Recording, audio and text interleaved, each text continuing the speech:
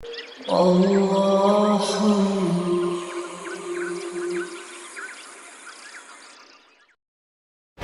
باللہ من الشیطان الرجیم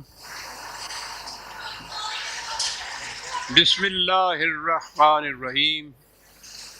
عزیزان من، آج اگست 1982 کی 27 تاریخ ہے اور درس قرآن کریم کا آغاز سورہ الذاریات کی آیت 47 سے ہو رہا ہے۔ 51/47۔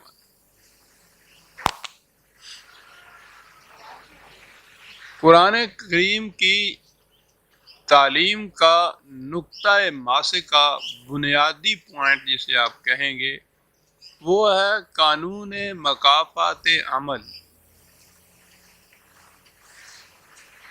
یعنی ہر کام کا ایک متعین نتیجہ ہوتا ہے، اسی کو قانون کہتے ہیں۔ کہتا یہ ہے کہ یہاں قانون کی کار فرمائی ہے۔ انسانوں کی دنیا میں تو جیسا میں نے کئی دفعہ عرض کیا ہے، وہ جو محسوس کام جسے آپ کہتے ہیں وہی نہیں، بلکہ دل میں گزرنے والے خیال تک بھی اپنا نتیجہ مرتب کرتے ہیں۔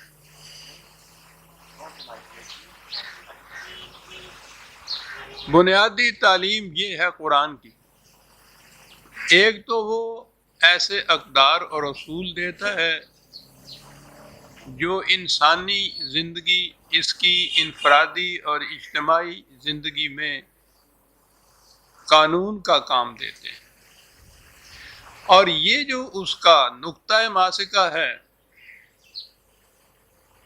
کہ ہر عمل اپنا ایک نتیجہ پیدا کرتا ہے، وہ اسے مختلف طریقوں سے سمجھاتا ہے۔ اسے کم کیجئے کچھ۔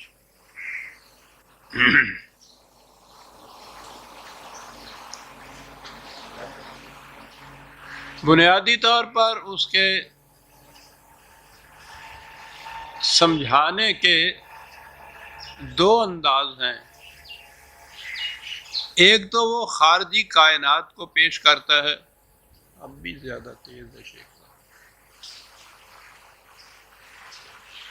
کہ اس میں دیکھو کس طرح قانون کی کار فرمائی ہے۔ ایک ذرے سے لے کے عظیم الشان کروں تک ہر شے خارجی کائنات کی قانون کی زنجیروں میں جکڑے ہوئے ہیں، اور یہ جو محیر العقول عظیم القدر سلسلہ کائنات کا اس حسن و ضبط سے چل رہا ہے، تو وہ صرف اس لیے کہ یہ ان میں کبھی قانون کی خلاف ورزی نہیں ہوتی، انہیں اس کا اختیار ہی نہیں ہے۔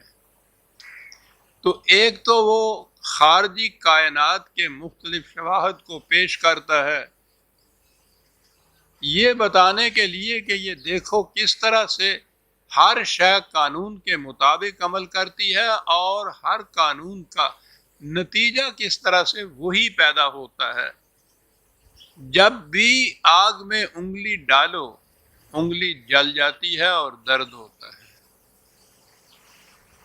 ایک تو یہ طریقہ ہے اس کا، اور دوسرا اس کے بعد طریقہ اور ہے، اس لیے کہ وہ صرف انفرادی زندگی کے متعلق ہی تعلیم نہیں دیتا، در حقیقت تعلیم اس کی اجتماعی زندگی کے متعلق ہے۔ نظام معاشرے کا کس قسم کا ہے، تمہاری روش زیست اجتماعی زندگی میں کس قسم کی ہے، اور اس کے لیے جو وہ قوانین دیتا ہے، اب ان کے جو نتائج مرتب ہوتے ہیں، انہیں سمجھانے کے لیے بہرحال تاریخ ہی ایک ایسی چیز ہے جسے سامنے لایا جا سکتا ہے، اور وہ اس کے لیے اقوام سابقہ کی تاریخی شواہد کو سامنے لاتا ہے کہ یہ دیکھو فلاں قوم نے اس قسم کا نظام قائم کیا، یعنی قوانین خداوندی کے مطابق، تو اس کے نتائج کس قدر خوشگوار برآمد ہوئے۔ جس قوم نے ان کی خلاف ورزی کی اور ان کے خلاف نظام قائم کیا، اس کے نتائج کتنے تباہ کن تھے۔ سارے قرآن میں اگر یہ بنیادی حقیقت آپ کے سامنے ہو تو اس میں یہاں سے وہاں تک ایک ربط نظر آئے گا، اور یہ بات نہیں کہ وہ یہاں باہر تو وہ ایک گیہوں کے دانے کی مثال بیان کرتا اور اس کے بعد قوم عاد کا ذکر چھیڑ دیتا ہے۔ تو ہمارے ہاں تو یہ چیز چونکہ ذہن میں نہیں تھی کہ قرآن کی تعلیم کا انداز کیا ہے، اس لیے یہ ہوا کہ جی بڑا ہی غیر مربوط ہے، اس میں تو کسی قسم کی ترتیب نہیں، کوئی ربط نہیں، کہیں دیکھیے آپ وہ فصلوں کا ذکر ہو رہا ہے، کہیں آسمان کے ستاروں کا ذکر ہو رہا ہے، انہیں معلوم نہیں کہ یہاں کیفیت یہ ہے کہ لہو خورشید کا ٹپ کے اگر ذرے کا دل چیریں، ان میں ربط باہمی ایسا ہے۔ جیمز جین یہ کہتا ہے، فلکیات کا سب سے بڑا ماہر، کہتا ہے اور چیز تو ایک طرف میں جو انگلی ہلاتا ہوں اس کا اثر کہکشاں پہ بھی جا کے پڑتا ہے، تو دوسری چیز وہ تاریخی شواہد پیش کرتا ہے۔ اب آج کے درس میں آ جائیے۔ پہلے اس نے، آپ کو یاد ہوگا کہ اس نے مثالیں پیش کی تھیں یا شہادات پیش کی تھیں آسمانی کروں کی، بادلوں کی، بارش کی، فصلوں کی۔ یہ سب کچھ کرنے کے بعد وہ فوراً اقوام سابقہ کی طرف آ گیا۔ پچھلی آیات میں قوم نوح، عاد، ثمود، قوم لوط، یہ تمام اقوام جو تھیں ان کے انجام کی طرف چھچلتی ہوئی نگاہ ڈالتا ہوا آگے چلا آیا۔ آخر میں اس نے یہ قوم نوح کے متعلق آخری آیت میں یہ ذکر آیا تھا، اور یہ آنے کے بعد پھر اسی انداز میں آ گیا کہ وَالسَّمَاءَ بَنَيْنَاهَا بِأَيْدٍ وَإِنَّا لَمُوسِعُونَ، پھر آ گیا وہ کائناتی شواہد کی طرف۔ اور یہاں پہلی مثالوں سے بھی بلند اور بالا تر مثال دی کہ یہ آسمانی کروں کو تم دیکھو کہ ہم نے کتنی بڑی قوت اور قدرت ہے کہ جس سے اس کی تخلیق ہم نے کی، اور کتنا بڑا کنٹرول ہے ان کے اوپر۔ کہ سائنسدان یا فلکیات کے ماہر یہ بتا رہے ہیں کہ اگر سورج کی رفتار میں ایک سیکنڈ کے کروڑویں حصے کا بھی فرق پیدا ہو جائے تو یہ سارا سلسلہ تہس نہس ہو کر رہ جائے۔ کہا کہ اتنی بڑی قوت ہے۔ یہاں قوت کے لیے لفظ قرآن نے، ویسے تو یہ اے دن کا لفظ بھی قوت کے معنی میں آتا ہے، لیکن لَمُوسِعُونَ یہ وسط جو ہے یہ لفظ استعمال کیا ہے، اس کے معنی قوت، استطاعت، استعداد یہ بھی آتی ہے، لیکن وسط تو آپ کو معلوم ہے ایکسپینشن کے معنی میں بھی آتی ہے۔ یہاں تو موسعون لفظ ہے قرآن میں، اللہ تعالیٰ کی ایک صفت الواسع بھی آئی ہوئی، ایکسپینڈ کرنے والا۔ یہ چیز مغرب کے سائنٹسٹ جان سکتے ہیں کہ بات کیا کہہ گیا ہے قرآن۔ آج کی تھیری یہ ہے کائنات کے متعلق، ایک کتاب ہے جس کا نام ہی ہے دس ایکسپینڈنگ یونیورس۔ نظریہ یہ ہے کہ یہ کائنات سٹیٹک نہیں، جامد نہیں، کہ جو کچھ بننا تھا بن چکا اور پھر اسی طرح سے ہے۔ ایک تو یہ ہے کہ اس کے اندر ایولیوشن اور ارتقائی منازل طے ہیں، دوسرے یہ ہے کہ یہ ایکسپینڈ کر رہی ہے۔ تو اگر یہ ایکسپینشن کے متعلق لیا جائے یہ الواسعون جو قرآن نے کہا ہے، تو ایک لفظ کے اندر وہ کتنی بڑی حقیقت بیان کر جاتا ہے، اور اسی لیے اس نے کہا ہے کہ جوں جوں علم انسانی ترقی کرتا چلا جائے گا، حقائق کائنات پر پڑے ہوئے پردے اٹھاتا جائے گا، تو ہر پردہ جو اٹھے گا اس کے نیچے سے جو چیز ڈسکور ہو کے سامنے آئے گی وہ قرآن کے کسی نہ کسی دعوے کی شہادت بنے گی۔ آج اگر یہ چیز ہے ایکسپینڈنگ یونیورس، تو میں سمجھتا ہوں وہ لوگ جانتے ہیں اس چیز کو کہ یہ واسعون کیا چیز ہے جو قرآن نے کہہ دی ہے۔ کہ یہ ایکسپینشن ہے اس کائنات کے اندر، وہ اس کے اوپر قادر تھا کہ اس نے ان کو اس طرح سے قانون کی زنجیروں میں جکڑا، اور کائنات جو ہے پھر یہ ایکسپینڈ کر رہی ہے، وسط بھی ہے اس میں۔ آپ دیکھیے کیا چیزیں وہ شہادت میں پیش کرتا جا رہا ہے۔ وَالْأَرْضَ فَرَشْنَاهَا فَنِعْمَ الْمَاهِدُونَ، دو لفظ ہے، کیا بات ہے صاحب۔ زمین گول ہونے کے باوجود بالکل پھیلی ہوئی چپٹی نظر آ رہی ہے، اور اسی وجہ سے تم اس پہ رہ رہے ہو۔ دوسرے مقام پہ یہ ہے، اس نے یہ کہا ہوا ہے کہ یہ گردش کرتی ہے چکی کے پاڑ کی طرف، لیکن یہاں پہل یعنی دو لفظ ہیں، فرشنا اور ماہدون۔ فرشنا تو صرف ایک چیز کے چپٹے ہونے، پھیلے ہوئے ہونے ہم یہ آ سکتا، فرش کے معنی جیسا آپ جانتے ہیں، یعنی ہم ساری عمر اس زمین پہ چلتے رہیں، کبھی احساس ہی نہیں ہوتا کہ یہ گول ہے۔ اگلا لفظ ہے ماہدون۔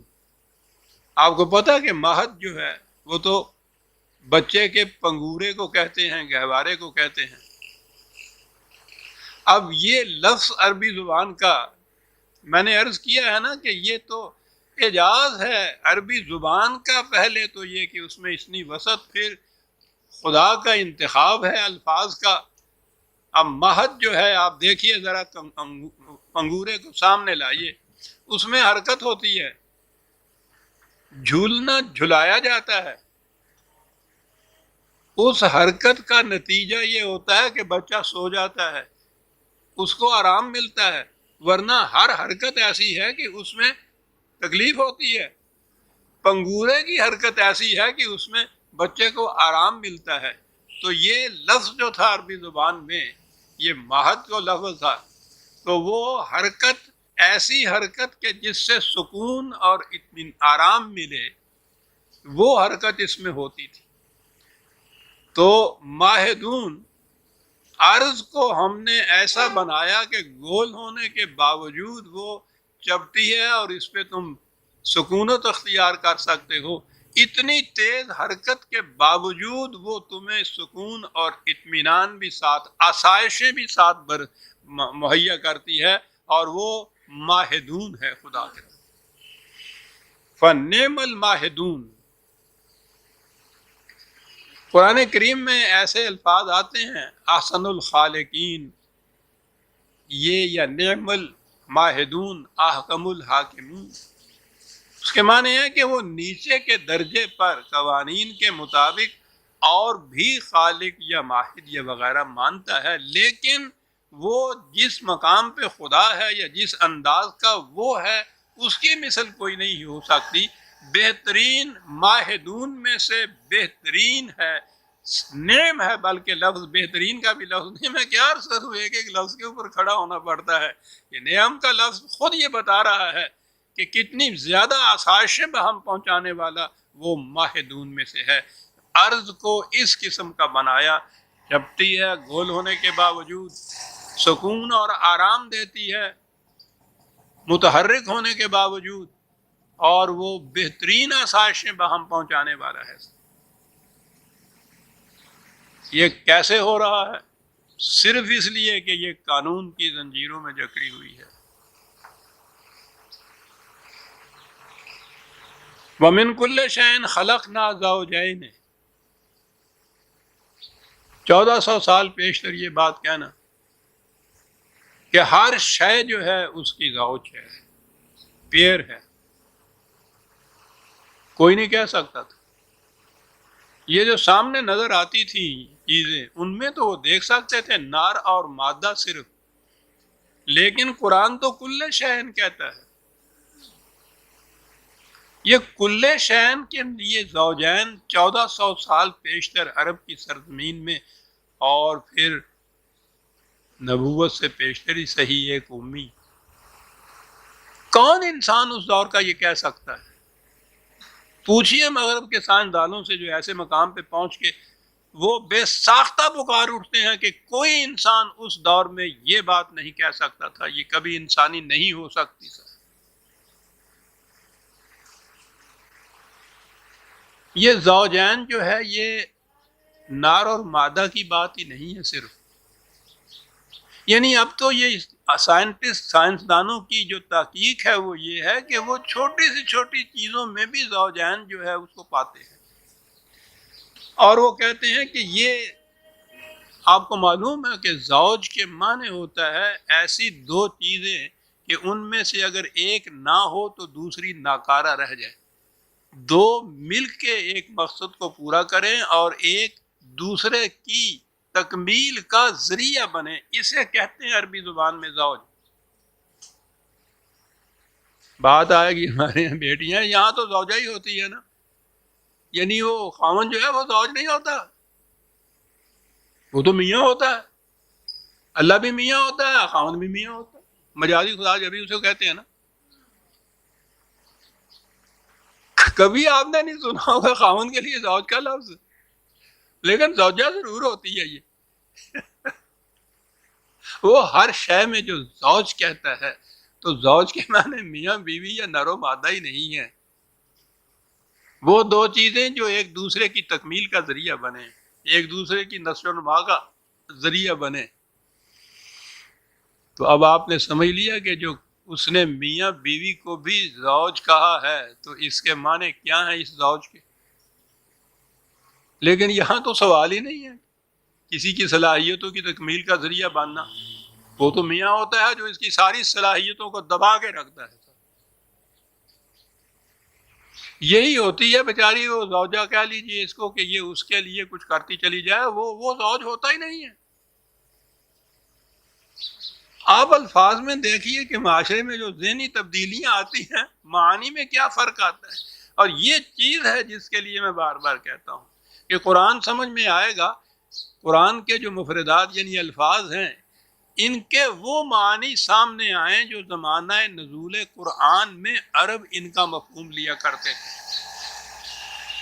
بڑا فرق پڑتا ہے مرور زمانہ سے الفاظ کے لینگویج کے اندر، سیمینٹک کے جو طالب علم ہیں وہ اس کی شہادت دیں گے، اگر آپ نے، میرا خیال ہے یہاں تو ایز اے سبجیکٹ پڑھایا ہی نہیں جاتا، یہ بڑا اہم سبجیکٹ ہے کہ زبانوں میں مرور زمانہ سے ان کے الفاظ کے معنی میں فرق کیا پڑتا ہے۔ وہ آج کی عربی وہ نہیں ہے جو اس زمانے کی عربی تھی، اور یہ تو معنی تو اس کے بگڑ گئے تھے دوسری تیسری صدی میں ہی، جب آپ کے ہاں کے پہلے لغت اور تفسیریں اور یہ مرتب ہوئی ہیں عباسیوں کے زمانے میں، وہ سارا ایرانی چھاپ آ گئی تھی عربی کے اوپر اس زمانے کے اندر۔ تو میں نے جیسا عرض کیا یہ طریقہ ہے قرآن کے سمجھنے کا، زوجین، اور یہ سارا کچھ کہنے کے بعد کہا کہ یہ محض ہم کوئی سائنس کی کلاس نہیں لے رہے کہ ہم نے انہیں پڑھانا ہے تاکہ وہ امتحان پاس کر لیں، لعلکم تذکرون، تاکہ تم اب حقیقت کو سامنے لے آؤ کہ یہ باتیں کیوں بیان کی جا رہی ہیں، قانون کی کار فرمائی کے لیے، تاکہ تم اس چیز کو اچھی طرح سے سمجھ لو۔ سمجھنے کے بعد پھر کیا، جی سمجھ لیا میں نے، سمجھنے کے بعد فَفِرُّوا إِلَى اللَّهِ، تو پھر ہر نظام کو چھوڑ کے نظام خداوندی جو ہے اس کی طرف لپک کر جاؤ، دوڑ کر جاؤ، تیزی سے جاؤ، وقت نہ ضائع کرو، ایک ایک لمحہ تمہیں ہلاکت کی طرف لیے جا رہا ہے، یاد رکھو کیا بات ہے فَفِرُّوا کی، دوڑ کر جاؤ۔ کہا اس لیے سب کچھ یہ کہا جا رہا ہے، اور حضور کی زبان مبارک سے کہلایا کہ انی لکم منہ نذیر مبین، 3 لفظ ہے کہ میری حیثیت جو ہے، میں کوئی تم پہ داروغہ مقرر نہیں کیا گیا، میں اس کے معاوضے میں تم سے کوئی صلہ اور معاوضہ نہیں چاہتا، سوال ہی نہیں ہے، میں یہ کیوں اپنی جان کھپا رہا ہوں، اس لیے کہ تم بچ جاؤ تباہی سے۔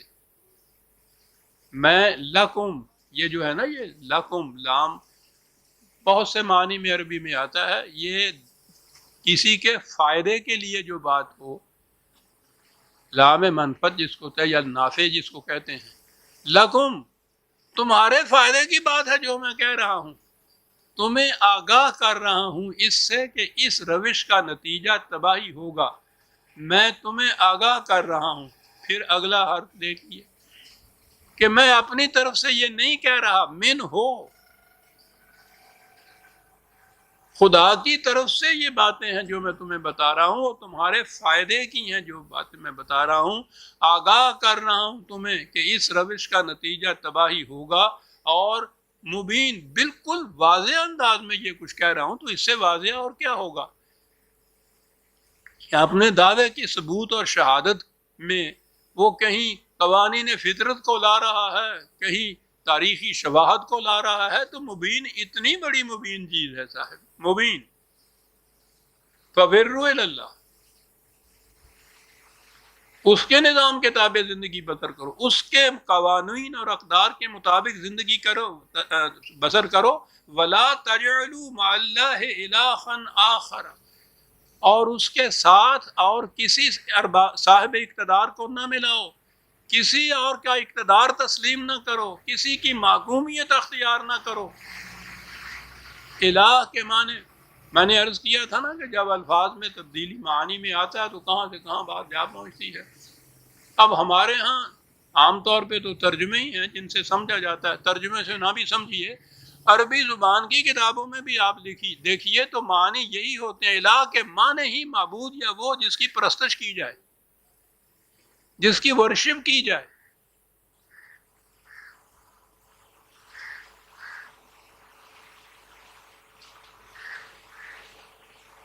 اب پرستش اور ورشپ کے لیے اگر ہو کہ پرستش اسی کی کرو، اس کے ساتھ کسی اور کی نہ کرو، تو ہر مسلمان مطمئن ہو جاتا ہے کہ میں تو بتوں کے آگے جھکتا ہی نہیں، میں کسی اور کی پرستش نہیں پڑا، پرستش تو اسی کی کرتے ہیں۔ پرستش اس کے معنی ہو گئے۔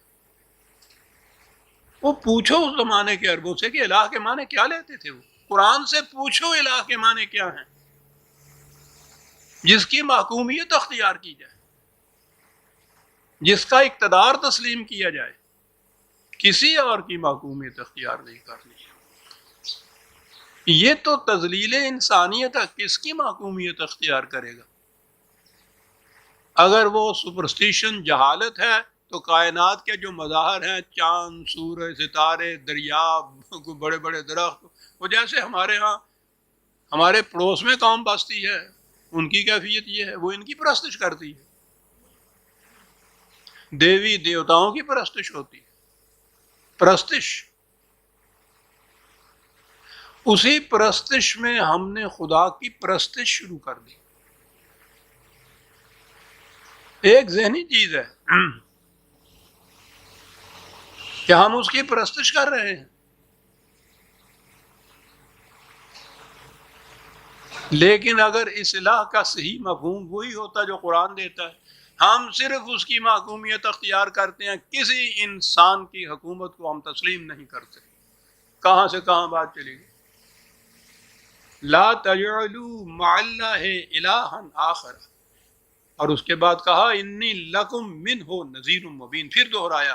پہلے تو یہ دہرایا کہ اس کی طرف لپک کے جاؤ، تیزی سے جاؤ، دوڑ کے جاؤ، دیر نہ کرو، اور دوسرا یہ کہا کہ خالص اسی کی محکومیت اختیار کرو، اور پھر کہا کہ میں تمہیں وارن کرتا ہوں اس کے سوا کسی اور کی محکومیت اختیار کی، تو یہ بھی وجہ تذلیل انسانیت ہے، اور اگر اس کے ساتھ کسی اور کو ملا لیا تم نے تو یہ چیز بھی شرک ہے اور ظلم عظیم ہے۔ پھر میں وارن کرتا ہوں، کہا کہ یہ سب کچھ میں کہتا ہوں اور اس کے باوجود میں یہ بھی جانتا ہوں، یہ کیا بات ہے یہاں آگے جو لفظ ہے کذالک ما ات الذین من قبلہم من رسول الا قالوا ساحر او مجنون، کہا یہ بھی میں جانتا ہوں کہ ہر رسول نے یہی کہا تھا جو میں کہہ رہا ہوں، اور ہر رسول کے ساتھ یہ ہوا کہ یہ جو اس کے ہاں کے بڑے بڑے سردار اور جاگیردار اور دولت مند لوگ تھے، انہوں نے اس کی مخالفت کی، اور مخالفت میں اب دو لفظ آتے ہیں کہ انہوں نے کہا یہ کہ یہ ساحر ہے یا مجنون ہے۔ اب سحر یا ساحر کے معنی ہمارے ہاں جادوگر لے لیے جاتے ہیں کہ یہ جادوگر ہے یا پاگل ہے۔ سحر کے معنی جادو ہی نہیں ہوتے، باطل چیز ہوتی ہے۔ ہر وہ شے جو حقیقت میں کچھ ہو دکھائی کچھ دے، فریب کاری اس کے معنی ہوتے ہیں، جھوٹا اس کے معنی ہوتے ہیں۔ ساحر کے معنی وہ یہ چیزیں کہتے تھے۔ اب ہمارے ہاں تو یہ ہوا نا کہ وہ چونکہ معجزات دکھاتے تھے، اور معجزہ تو وہ بالکل جادو ہوتا ہے، سمجھ میں ہی نہیں بات آتی، اس لیے وہ اس کو جادوگر کہتے تھے۔ وہ معجزات دکھاتے تھے، اس کے مقابلے میں ان کے ہاں کے جو لوگ تھے وہ بھی یہ کچھ دکھاتے تھے۔ تو اب الجھاؤ آ پڑا کہ کیا کیا جائے، رسول بھی وہی دکھاتا ہے، یہ بھی یہی دکھاتے ہیں۔ جس مقام پر پہنچ کر تصوف کی میری گاڑی نے پٹری بدلی تھی وہ یہی مقام تھا کہ تصوف کا انتہا بھی کرامات دکھائی جاتی ہیں، اور وہ جو مشرک بت پرست ہیں ان کے ہاں جو کرامات ہوتی ہیں وہ ان سے بھی بڑی ہوئی ہوتی ہیں۔ یہ کیا ہے؟ یہ سحر نہیں بے عزیزان ایمان۔ وہ لوگ کہتے یہ تھے کہ یہ فریب دہی ہے، یہ جو دعویٰ کر رہا ہے میں خدا کا رسول ہوں، یہ فریب دہی ہے، یہ باطل ہے، یہ جھوٹ ہے۔ تو یا تو یہ دانستہ جھوٹ بول رہا ہے، فریب کار ہے معاذ اللہ، او مجنون، یا یہ پاگل ہو گیا ہے، دماغ چل گیا ہے، اپنے آپ کو کہہ رہا ہے میں خدا کا رسول ہوں۔ یہ دیکھیے یہ لفظ جو ہے یہ بڑی اہم بات یہاں آ گئی، ساحر ہوں، اگر اس کے معنی ہر جگہ آپ کو جادوگر ملیں گے۔ تو کہا یہ گیا کہ ہر رسول جو آیا کفار نے اس کی تکذیب کی اور اس کے خلاف یہ کہا کہ یہ جادوگر ہے، اور خدا نے یہ بات کہی کہ کتنا بڑا الزام تھا جھوٹا جو ان کے خلاف لگایا۔ تو کسی رسول کے متعلق کیا نا کہ وہ جادوگر تھا، وہ جادو کرتا تھا، قرآن بتا رہا ہے کہ یہ کفار کی طرف سے اعتراض کیا جاتا ان کے خلاف، وہ یہ نہیں تھے۔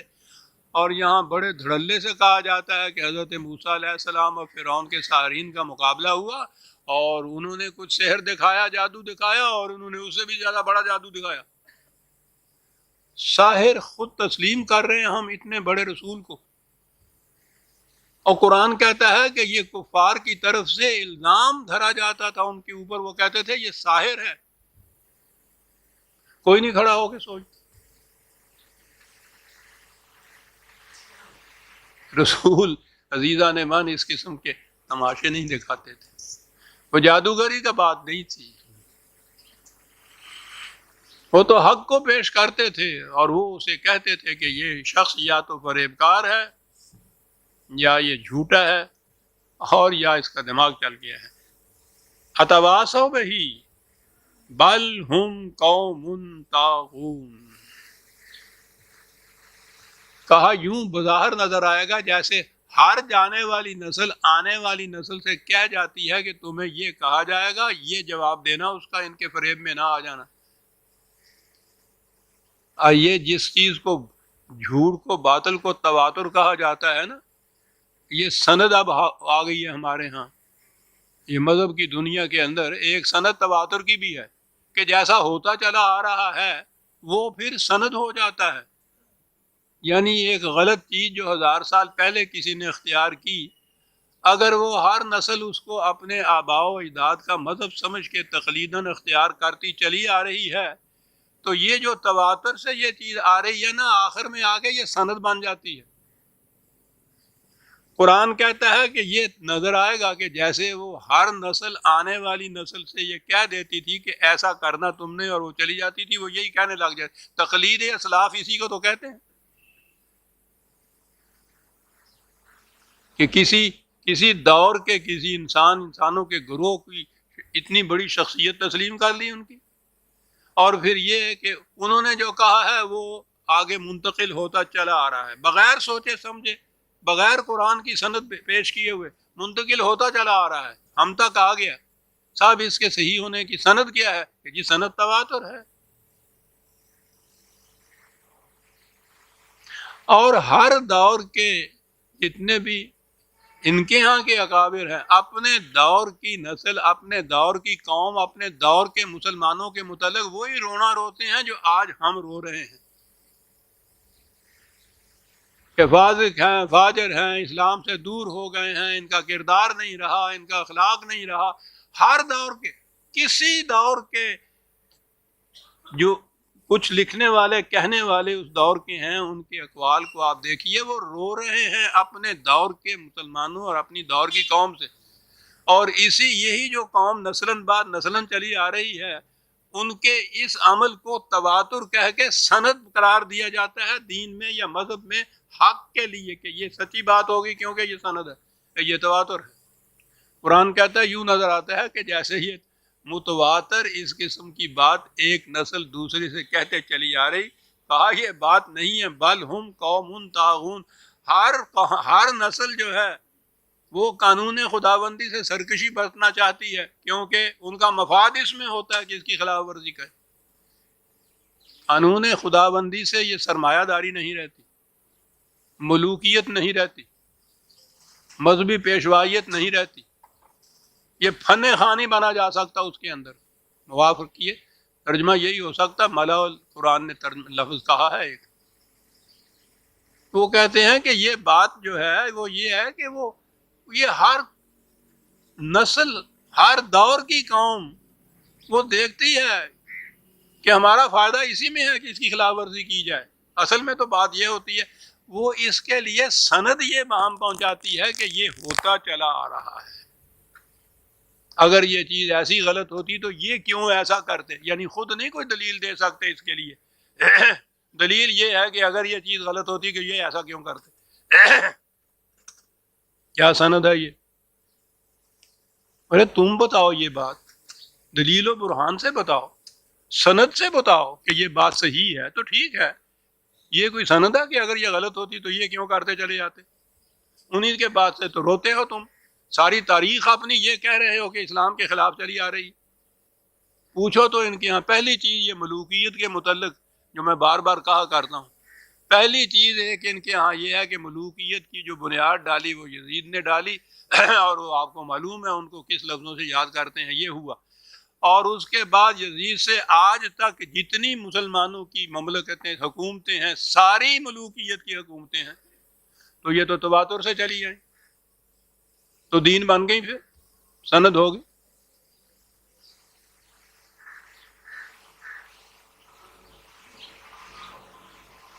تواتر کوئی سند نہیں ہے عزیز من، سند تو صرف خدا کی کتاب ہے، صرف ایک سند، لا تجعلوا مع اللہ الہا آخر، اس کے ساتھ کسی اور صاحب اقتدار کو نہ، اسے مت سند سمجھو، اس کی اتھارٹی کو قبول نہ کرو، اتھارٹی صرف خدا کی ہے۔ معاف رکھیے۔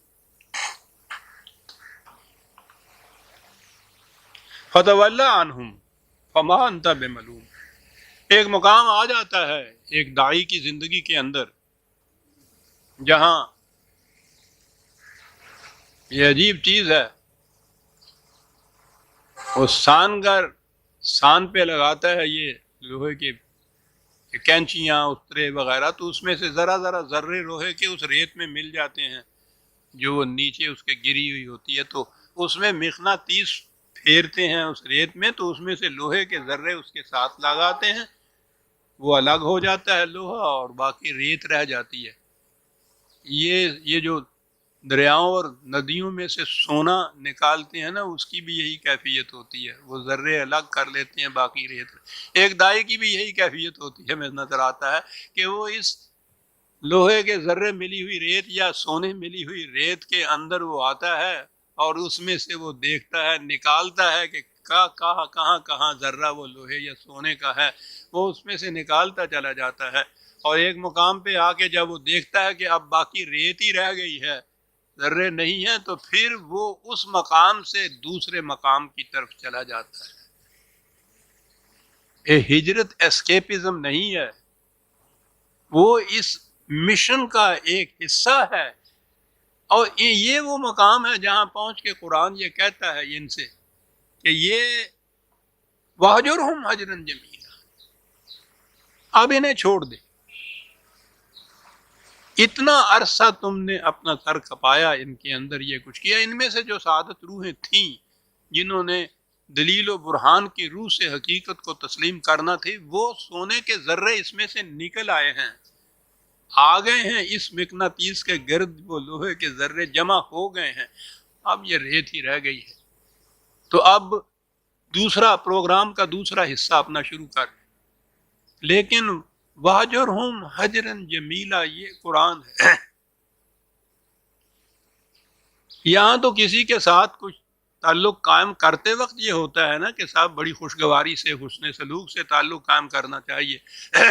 چھوڑتے وقت تو ہمیشہ جھگڑا ہوتا ہے، اور ایک دوسرے کے خلاف اگر الزامات سے آگے بڑھے تو گالیوں تک نوبت آئی ہوئی ہوتی ہے۔ قرآن کہتا ہے کہ انہیں چھوڑ کے الگ ہو، لیکن چھوڑ بھی حسن کارانہ انداز سے۔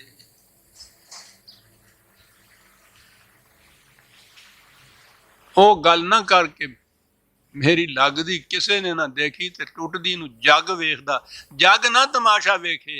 وَهْجُرْهُمْ حَجْرًا جَمِيلًا، عزیزان من چھوڑنا بھی حسن کارانہ انداز سے چھوڑنا، یہ تعلیم خداوندی اور سیرت نبوی ہی ہو سکتی ہے۔ حضور نے واقعی چھوڑا ان کو تو حسن کارانہ انداز سے چھوڑا، کسی کو گالی تک نہیں دی، کسی سے بدلہ تک نہیں لیا۔ اور دوسرے مقام کیا ہے کہ چھوڑنے کے بعد بھی یہ نہ کر کے اب کچھ اس ہی بات کے قابل ہی نہیں ہے چونکہ تو پہنچا ہی نہ، یہ اس کے متعلق یوں ہی فیصلہ نہ کر لے کہ اب کوئی بھی ان میں باقی نہیں رہا۔ اس میں یہ ہے کہ اس کے باوجود تو قرآن کی آواز پہنچائے چلا جا، اور وہاں یہ ہے تاکہ ایسا نہ ہو کہ کوئی ایک جان، ایک نفس بھی اس لیے ہلاک ہو جائے کہ اس تک قرآن نہیں پہنچا تھا، پھر بھی پہنچائے چلا جائے۔ فَتَوَلَّ عَنْهُمْ فَمَا أَنْتَ بِمَلُومٍ، اس مقام کے اوپر اگر تو ان کو چھوڑ کے دوسروں کی طرف توجہ اگر دے گا، یہاں زیادہ امید وابستہ ہو سکتی ہے کہ ان میں اصلاح ہو سکتی ہے، تو اس سے تم پہ کوئی ملامت نہیں ہوگی، کوئی اعتراض نہیں ہوگا اس سے کہ تم نے ایسا کیوں کر دیا۔ لیکن وَذَكِّرْ وَإِنَّ الذِّكْرَىٰ تَنفَعُ الْمُؤْمِنِينَ، قرآن کی بات پہنچائے چلا جا، اس کے باوجود دہرائے چلا جا، جو بھی ان میں سے اس کو تسلیم کرے گا اس کے لیے یہ بڑی مفید چیز ہوگی، بڑی منفعت بخش چیز ہوگی۔ اور بات وہی ہے جو پہلے کہی گئی کہ فَفِرُّوا إِلَى اللَّهِ، ایک خدا کی محکومیت کو اختیار کرو۔ یہ ہے قرآن کی تعلیم کا جو میں نے عرض کیا نقطۂ ماسک، اور آگے آ کے وہ فکرہ کہا کہ جو دہرایا جاتا ہے اور پھر جس کا وہ غلط یا مروجہ متواتر مفہوم لینے سے بات کہیں سے کہیں چلی جاتی ہے۔ وَمَا خَلَقْتُ الْجِنَّ وَالْإِنسَ إِلَّا لِيَعْبُدُونَ، آپ نے سنا ہوگا یہ ہر جگہ کہ ہم نے جن و انس کو پیدا اس لیے کیا ہے کہ ہماری پرستش کریں، یہی ترجمہ ہوتا ہے۔ کہیں اصل لفظ لے آتے ہیں تو عبادت کریں، وہ عبادت کے معنی پرستش ہوتا ہے۔ ہم نے پیدا ہی اس لیے کیا ہے، جن کو تو چھوڑ دیجئے، وہ بات دوسری جگہ آئے گی۔ انس تو آ گیا نا، انسانوں کو پیدا ہی ہم نے اس لیے کیا ہے کہ ہماری پرستش کریں۔ اندازہ لگائیے آپ، کچھ کھول کے بیان کرنے کی بات نہیں ہے۔ تخلیق انسانی کی غایت و غرض و مقصود و مطلوب یہ ہے کہ وہ میری پرستش کریں، یہ ہے مقصد۔ اب ان سے پوچھا جاتا ہے کہ صاحب پرستش تو یہی ہے نا کہ جو نماز پڑھ لی، کوئی نفل پڑھ لیے، اس کے بعد کچھ ورد وظیفے کر دیے۔ وہ تو کہا ہے کہ تخلیق کی غرض یہ ہے، اس کے معنی ہے کہ اس کے سوا کچھ اور کرنا ہی نہیں ہے۔ کچھ اور کیا تو وہ مقصد تخلیق کے خلاف چلا جائے گا نا، تخلیق کا تو مقصد یہ ہے۔ تو ان میں سے جو بڑے سے بڑے بھی جو وہ بزرگ عبادت گزار ہیں، ان کی بھی تو یہ صورت نہیں ہے کہ وہ 24 گھنٹے ہر سانس میں وہی پرستش کی بات کرتے چلے جائیں، اور کچھ بھی تو کرنا ہوتا ہی ہے نا۔ تو جتنا کچھ یہ وقت کیا وہ تخلیق جو کا مقصد جو خدا نے بتایا بقول ان کے، وہ اس کے خلاف چلی گئی بات۔ اس لیے یہ اپنے ہاں کے جو یہ بڑے بڑے مقتدا ہوتے ہیں، بزرگ ہوتے ہیں، ان کے متعلق یہ باتیں مشہور ہوتی ہیں کہ صاحب وہ دن رات اسی میں ہی لگے رہتے تھے، نفلیں پڑھتے رہتے تھے، تسمیاں پھیرتے رہتے تھے، بیٹھے رہتے تھے ایک کنج کے اندر، اور وہ کبھی نفل پڑھتے تھے، کبھی نماز پڑھتے تھے، روزہ صائم الدہر ہوتا تھا، ہمیشہ روزہ رکھتے تھے، بھوک لگتی تھی تو وہ ایک روٹی لکڑی کی دے رکھی تھی ماں نے، اس کو چک مارتے تھے، بنائے ہوئی کاہے کے لیے؟ اللہ لیعبدون،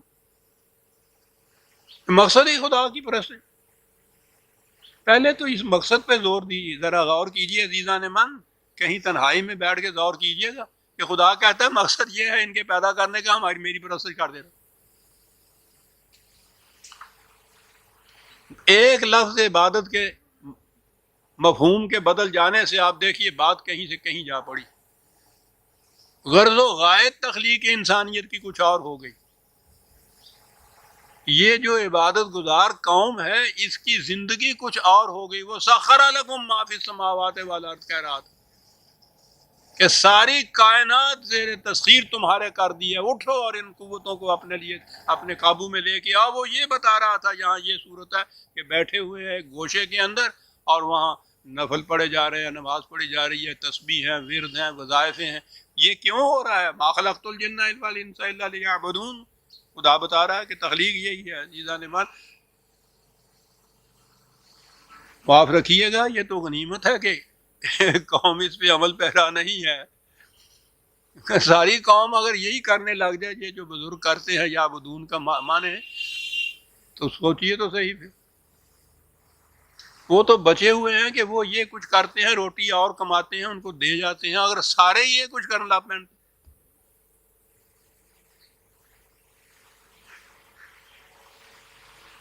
اللہ لیعبدون، ایک لفظ ابدا یعبدون،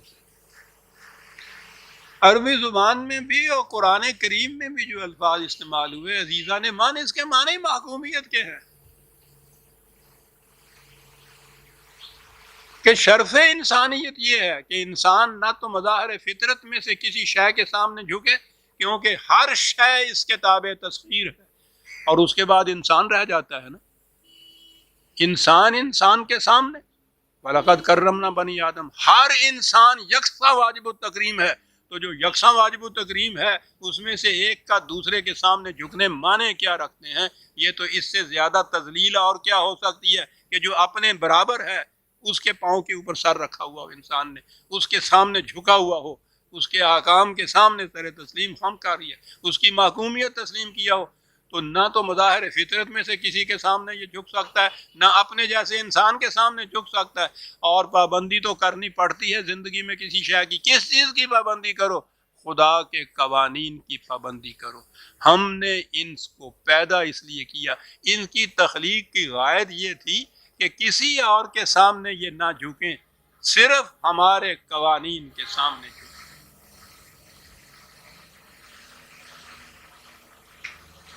کہا یہ اس کی محکومیت کے متعلق کہا جا رہا ہے کہ ما ارید منہم من رزق وما ارید ان یطعمون۔ پہلی چیز یہ ہے کہ ہم ان سے کچھ نہیں مانگتے، کچھ کھانے کو نہیں مانگتے، کچھ سامان زیست نہیں مانگتے۔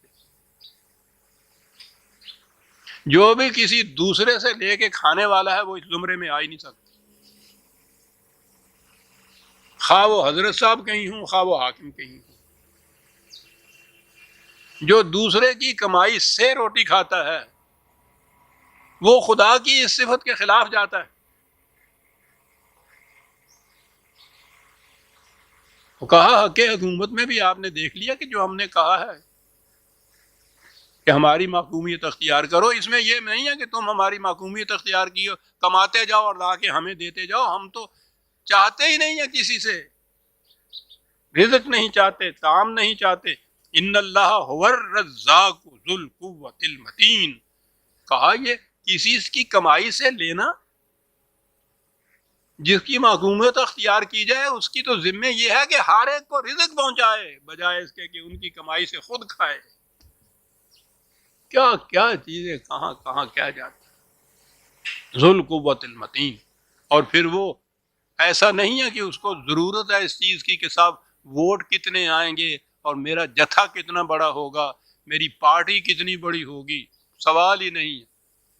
وہ بڑی قوتوں کا مالک ایسا ہے، بڑی مضبوط قوتوں کا مالک ہے، اس کو اس کی ضرورت نہیں ہے، اس کی پرواہ نہیں ہے. اور جو رزاق بنتا ہے یہاں دنیا کے اندر بھی، نظام کاری کا سربراہ کیوں نہ ہو، رزاق جو بنتا ہے اس کی قوت کا ٹھکانہ کیا ہے؟ وہ تو دل و جان سے اس کے سامنے لوگ جا کے جھکتے ہیں.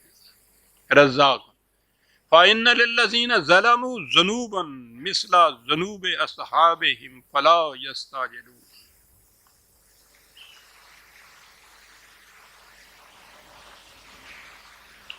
یہاں لفظ ظلم ہوا ہے، ترجمہ کیا کہ جو ظلم کرتے ہیں.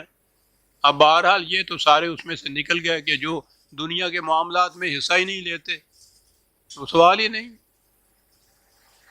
یہ تو الگ بات رہی کہ کسی کی منفعت، کسی کا بھلا بھی نہیں کرتے، لیکن بخار وہ کہتے ہیں ظلم نہیں کرتے. یہ ظلم نہ کرنا جو ہے، میں اس معنی میں لے رہا ہوں جس میں عام طور پہ ظلم معنی لیے جاتے ہیں. ظلم کسی پہ نہ کرنا بھی جو یہ بڑی خوبی ہمارے ہاں، بڑی اعلیٰ صفت گنی جاتی ہے، بڑا کیریکٹر. تو یہ تو بات نہیں، یہ تو ایک منفی چیز ہے. پتھر کسی پہ بھی ظلم نہیں کرتا، سوال ہی نہیں. یہ تو منفی چیز ہے، یہ نہیں کرتا. جس چیز کو آپ نیک کام کہتے ہیں، قرآن نے پتہ کیا بتایا ہے؟ یَمْکُثُ فِی الْأَرْضِ مَا يَنْفَعُ النَّاسَ. جو عمل نو انسانی کی منفعت کے لیے ہوگا وہی ہے جس کو بقا نصیب ہوگی. اب یہ مثبت ہو گیا، یہ بات ہے. یہ نہیں کہ وہ یہ نہیں کرتا، یہ نہیں کرتا، یہ نہیں کرتا. ٹھیک ہے، قانون خداوندی کی خلاف ورزی نہیں کرتا، لیکن وہ نہیں کرتا والی بات نہیں ہے. یہ لا الہ والی بات اتنا حصہ نہیں ہے، یہ منفی ہے. آگے مثبت عمل بھی تو ہے. مثبت عمل یہ ہے یَمْکُثُ فِی الْأَرْضِ مَا يَنْفَعُ النَّاسَ. اسی عمل کے لیے بقا، کیا بات ہے صاحب، اسی عمل کے لیے بقا ہے جو نو انسانی کی منفعت کے لیے کیا جائے. الناس کے لیے ہے. یہ یہاں بڑی سے بڑی چیز جو پیٹریوٹزم کہی جاتی ہے، کم از کم اپنی قوم، اپنی ملک، مائی کنٹری، رائٹ اور رانگ، مائی نیشن، اپنا جتھا، اپنی پارٹی، یہ ساری انسانیت اسی میں بٹی ہوئی ہے. وہ ما ینفع الناس کہتا ہے. اب دیکھ لیجئے کہ معیار کیا ہے اس چیز کے جانچنے کا، یہ کام نیک ہے یا نہیں، اس میں خدا کی عبادت ہو رہی ہے یا نہیں. میں نے لفظ وہی استعمال کر دیا. وہ جو ما ینفع الناس کے لیے ہوگا وہ ہے عمل جس کے لیے بقا ہے، اور وہی ہے جو خدا کے قوانین کی اطاعت کا لازمی نتیجہ منفعت الناس ہے. عزیزان، اب یہاں جو لفظ ہے ظلموا، آپ کو یاد ہوگا یہ لفظ کئی دفعہ آ چکا. اس کے معنی ہے کہ جس شے کو جہاں ہونا چاہیے وہ وہاں نہ ہو. بڑا ہی جامع لفظ ایسا ہے. جو اس سے ڈیزرو نہیں کرتا، اس کو اگر اس مقام کے اوپر اونچا بھی پہنچا دیا جائے تو یہ بھی ظلم ہے. اور جو آن میرٹ کہیں ہونا چاہیے اگر اس کو وہاں نہیں ہے، نیچے رکھ دیا جائے تو یہ بھی ظلم ہے. جس کو جہاں ہونا چاہیے اگر وہ وہاں نہیں رکھا جاتا تو وہ یہ ظلم ہے.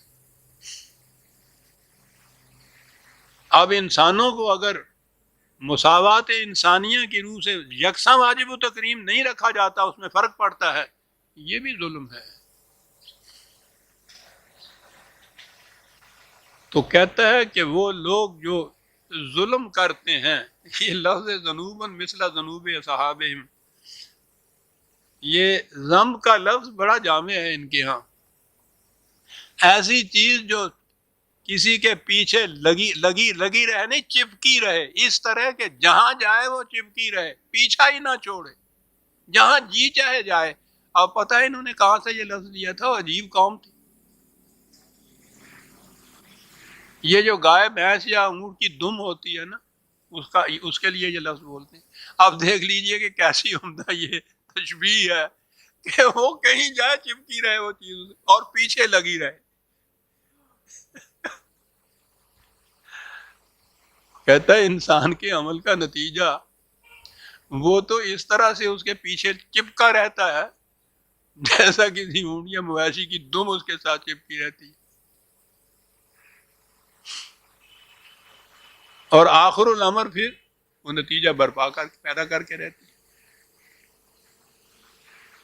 ضرور وہ پانی بھرے ہوئے ڈول کو بھی کہتے تھے جس کو ساتھ رکھنا پڑتا تھا، وہ ہمارے ہاں جو محاورہ ہے نا، پیمانہ لبریز ہو گیا، وہ یہ معنی بھی ہوتے ہیں کہ آخر الامر پھر جب وہ نتیجہ کی برآمد ہونے کا وقت آ جاتا ہے تو پھر پیمانہ لبریز ہو جاتا ہے۔